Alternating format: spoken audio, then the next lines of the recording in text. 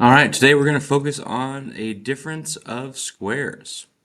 What does that mean? So a two-term polynomial looks a little something like this, where you have two different terms that can't be combined, and a polynomial that is only factorable if there is a minus sign between them. So let's make sure that you have this in your notes somewhere.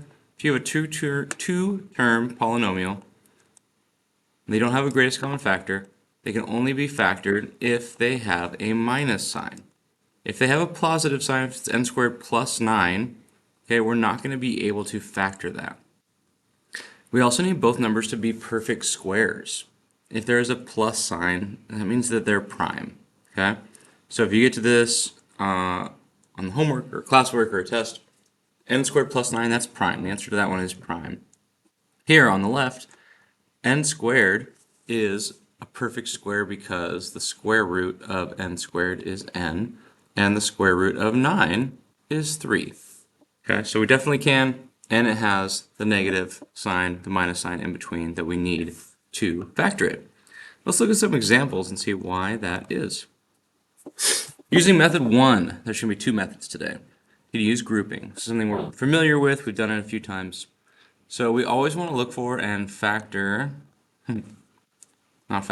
factor out a greatest common factor. Then we're going to insert a 0x term in the middle. I'll explain that in a moment.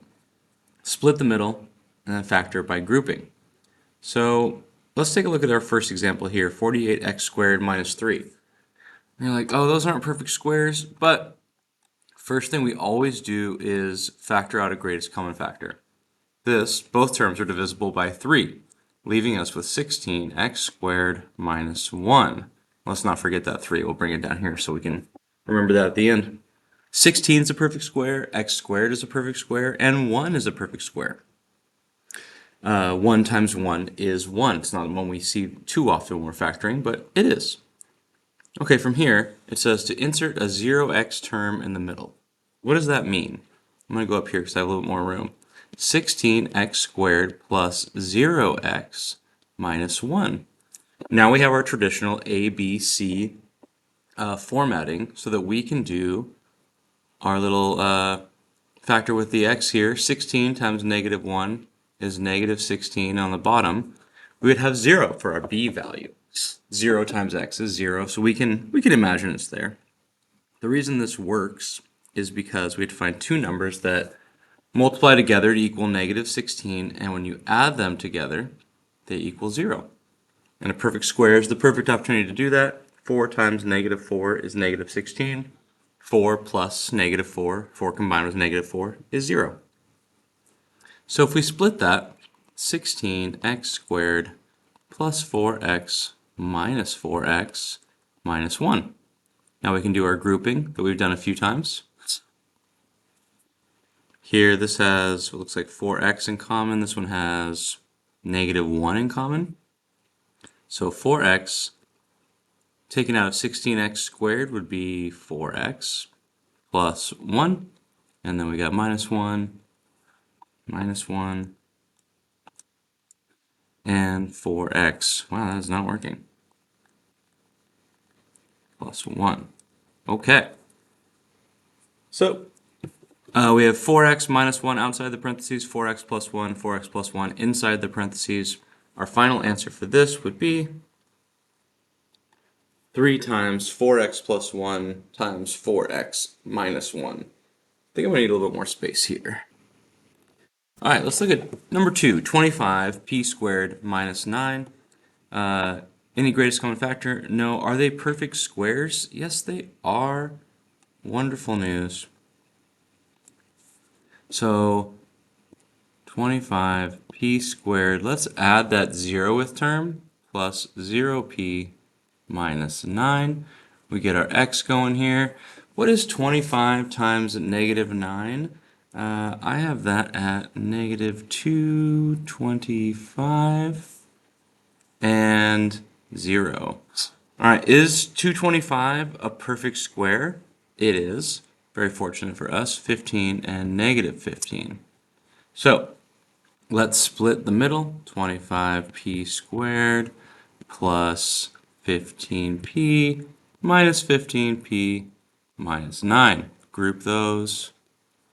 I'll use a different color for a sec.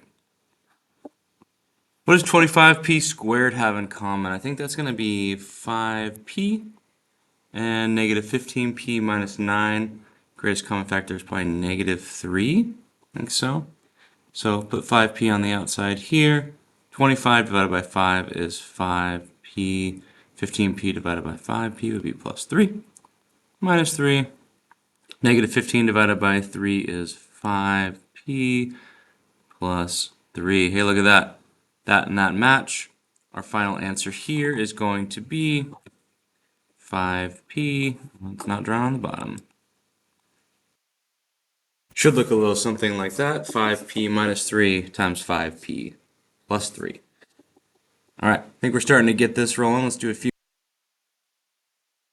32x squared minus 18. Is their greatest common factor there? Well, they're both even. So there's that 2. Let's make sure we remember that. 16x squared minus 9. That is a wonderful spot to be in. We've got our x here. We can go 6. That's right. Put the 0th term in the middle there. 16 times negative 9 is negative 144. And 0 on the bottom. That gives us a nice 12 and negative 12. You can put it in whatever order you like there, but I like to match it up with the negative here, positive here. 16x squared plus 12x minus 12x minus 9. Factor by grouping.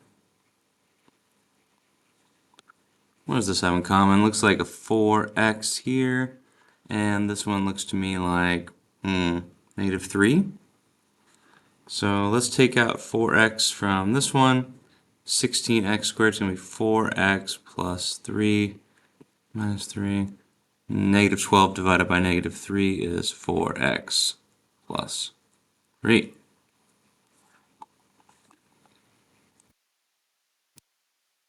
Great, so our final answer is going to be 4x minus 3 times 4x plus 3 in parentheses. And example 4, if you hadn't expected it, these looks good. Perfect square, perfect square, perfect square. Oh, we've got our plus symbol here. That's not going to work. It is prime. The answer to that one is prime. And the reason it is prime, okay, is we're not going to be able to factor out. So let's go ahead and go through this. 49n squared plus 0n plus 81. So that would make the top, what's 49 times 81, Jeff? I don't know. Pause. 49 times 81. 3,969. And on the bottom, we've got 0. I'm going to square root that. And it would be 63 times 63. So, why doesn't that work? Well, if you add 63 and 63 together, that does not get 0. It's going to be 126. Multiply them, that works. You're like, oh, one of them needs to be negative for the bottom to be 0. But if we do that, then the top is incorrect. So this is a prime factor because of the plus symbol. Okay? We need that top number to be negative in order to do this for a difference of squares. Let's do the second method. Method 2, difference of squares shortcut. So look for and factor out the greatest common factor. We're always going to do that. You should just always think to do that first. Then we're going to square root both terms and put the two resulting terms in two sets of parentheses, one with a plus sign and one with a minus sign. What would that look like? 64x squared minus 121. Do we have any greatest common factor? 121 is not even. No, I think we're good there. So let's square root 64x squared and let's square root 121. The square root of 64x squared is going to be 8x and 8x. And square root of 121 is 11 and 11. And we're going to have one with a plus sign and one with a minus sign. And that is the difference of squares shortcut. Okay, if we were to factor this back out, 8x times 8x is 64x squared.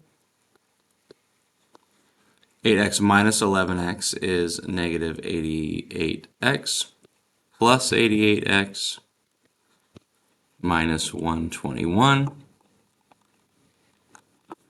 These would cancel out. We're left with 64x squared minus 121. Is very similar to when we multiplied by the conjugate in the simplifying radicals section of class. All right, let's do another example. 324p squared minus 100. I'm like, oh, 100 is a perfect square, but I can't forget, always want to try to look for and factor out a greatest common factor.